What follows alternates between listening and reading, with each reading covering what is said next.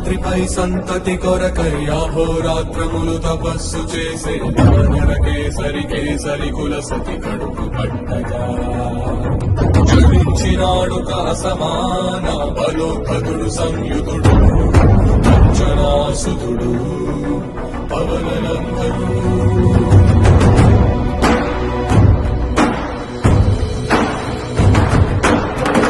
కిరణముల ఉదయాత్రి గని అది పండిన తీరని పంటను పడు సూర్య మండలము పట్టికి కాలని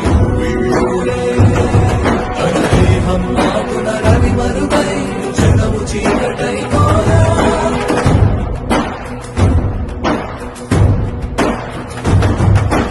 అది అమరేంద్రుడు గమనించి తన ఐరావతమధిరోహించి